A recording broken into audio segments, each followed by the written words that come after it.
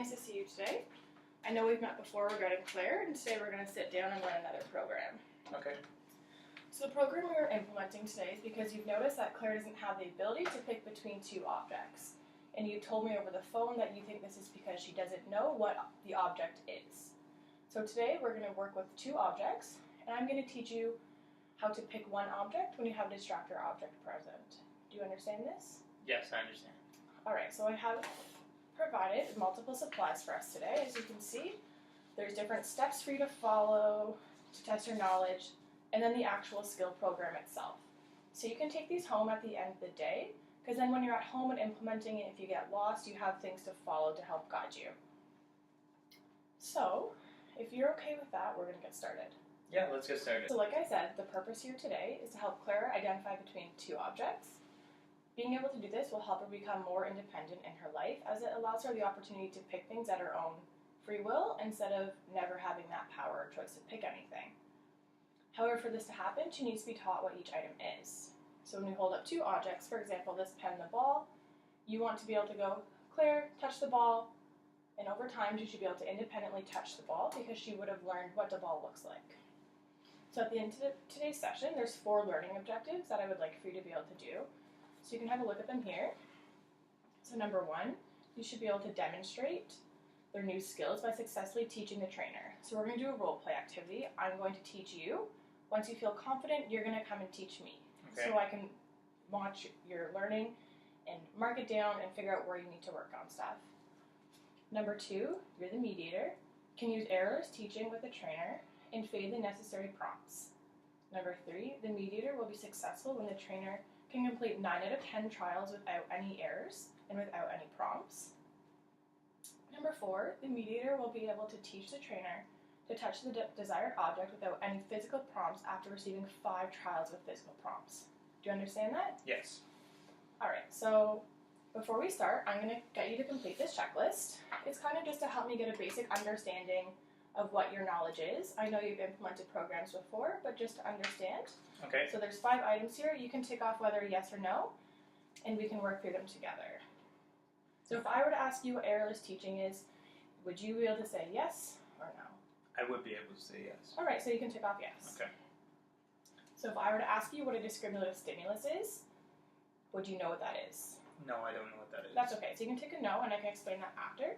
So a discriminative stimulus is like an instructed. So the instruction for this would be, Claire, touch the ball.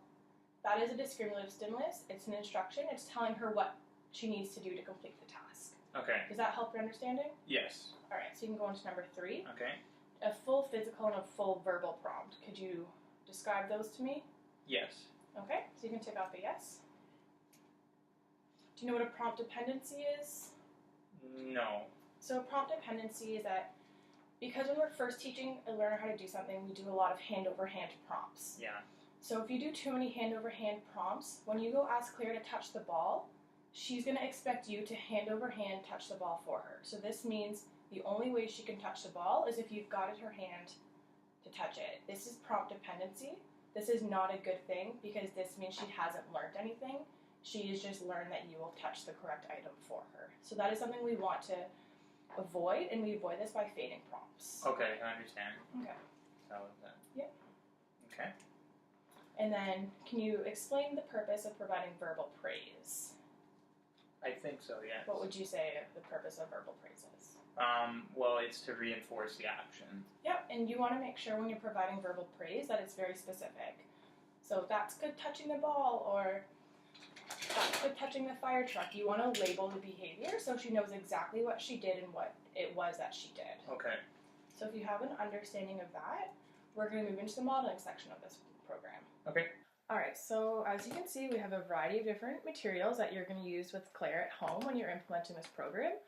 But since we're only working on step 1 of the skill acquisition program today, we're going to get rid of all of these, and we're going to work with Winnie the Pooh, and the target that we want her to touch is the fire truck.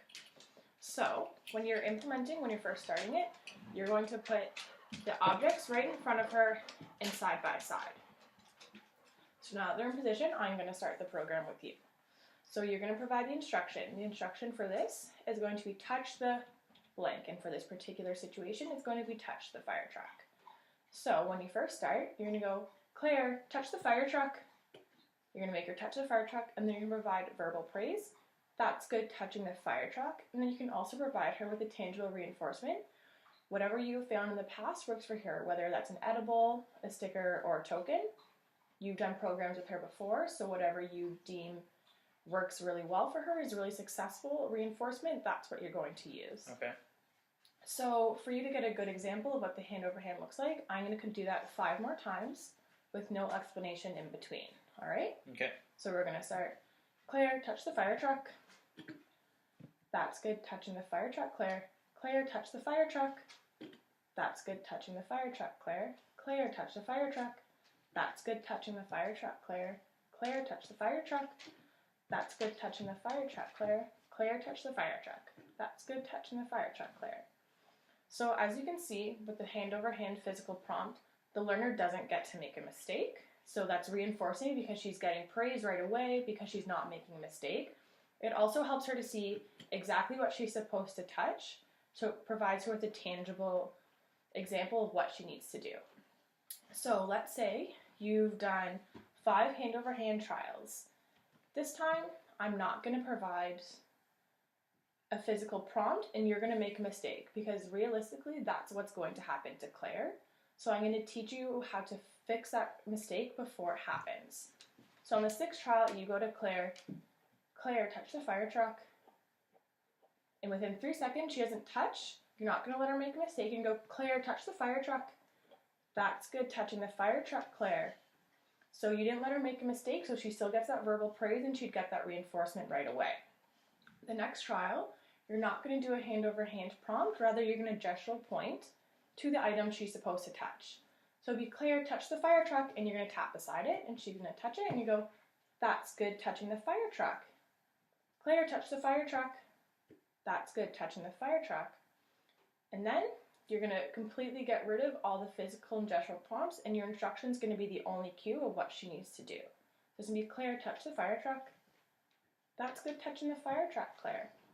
So with that, you can see the learner doesn't make a mistake, and she's always touching the desired objects. This provides her with confidence. She's getting lots of verbal praise, so she's going to be willing to learn. And then over time, you should be able to just all of a sudden pull a fire truck out of nowhere with another distractor item and be like, Claire, touch the fire truck. And because she's had all that verbal praise before, she should be able to touch the fire truck. So now that I've gone through that with you, do you think you feel comfortable enough doing a run-through trial with me? Yes, I do. Alright, so I'm going to just quickly show you this.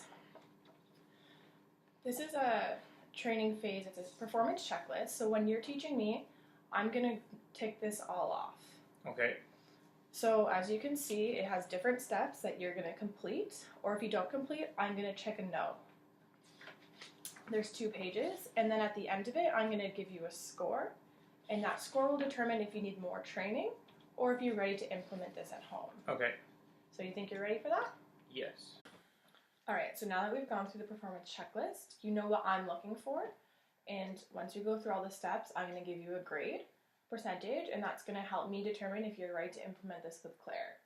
The biggest factor here is that you can teach me to touch the fire truck 9 out of 10 times with no prompts. That means all I need to hear is your instruction, touch the fire truck, and I can independently touch it. So if you're ready, we can get started. Yeah, I'm ready. Let's start. Alright, let's go. Touch the fire truck. Vanessa, touch the fire truck. Good touching the fire truck. Vanessa, touch the fire truck. Good touching the fire truck. Vanessa, touch the fire truck. Good touching the fire truck. Vanessa, touch the fire truck. Vanessa, touch the fire truck. Good touching the fire truck. Vanessa, touch the fire truck. Good touching the fire truck, Vanessa. Vanessa, touch the fire truck. Good touching the fire truck, Vanessa. Vanessa, touch the fire truck. Good touching the fire truck. Vanessa, touch the fire truck. Good touching the fire truck. Vanessa, touch the fire truck.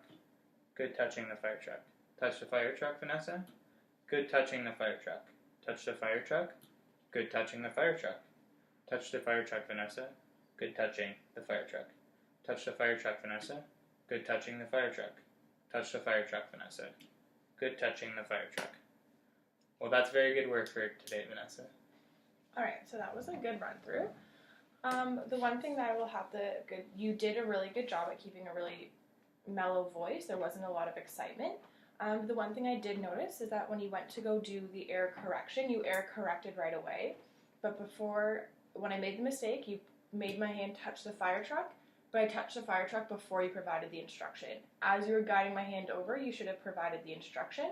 Okay. And then on the next trial, it should have been another hand-over-hand prompt before you did the gestural point. Okay. So we're going to go over your performance checklist, and then I'm going to get you to complete a post-training checklist, and I'm going to complete it about how you did, all right? Okay. So I'm going to tally this up, and I'll get right back to you. Okay. All right, so I've gone through your post-training checklist, and you have correctly done everything. I saw you marking down your data, which is good because you're marking it down for the 9 out of 10 unprompted trials. So if I made a mistake, you'd be able to start that 9 out of 10 again, which is really good. You were very calm and confident in your voice. You didn't have high pitch or low pitch. Everything was very neutral, which is really important when you're teaching kids with autism. You provided your praise, which is behavior specific, within 3 seconds. You faded the prompts necessary so I wouldn't become prompt dependent. And do you have any questions?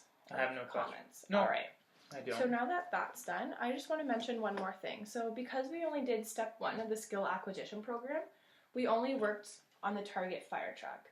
As Claire becomes more skilled, you will be able to have these, and once she can successfully do 9 out of 10 prompts touching the fire truck, you're going to add another distractor item in. So now she has 2 distracting items.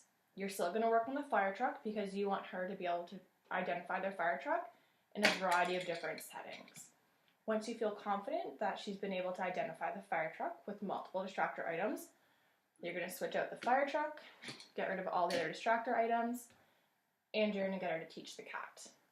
So there's multiple different targets we want Claire to work towards here to help her be able to identify objects and pick between objects, and also pick between objects when there's an array of objects available. So I feel confident saying that you're ready to implement this with Claire now. So one of the big things I would like to say to you is once you've done your first run through with Claire, I would like to meet with you again. Because she's not a typical learner, you're probably going to run into some speed bumps, and you might have some questions or concerns on the program because you don't think it's working the way it should, or you need some clarification. So we're going to meet again after that session so we can work through those speed bumps. And one more important thing for you is to use this performance checklist as you're running the program itself with Claire, because it has all the steps listed that you need to complete, so it'll help you stay on track of what you need to do. And then another thing I'd suggest is having an outside member come in and mark you on this. Okay. So that way, because you do it so often, you may not even realize you're missing an important step, and an outside member might be able to see that and help you correct it so you're providing a perfect program implementation for Claire. Okay. So do you have any questions, comments, feedback? Or if not, we can be finished for the day. No, I have no questions. That was good today. Perfect. Thank you for your time, and I'll look forward to talking to you soon.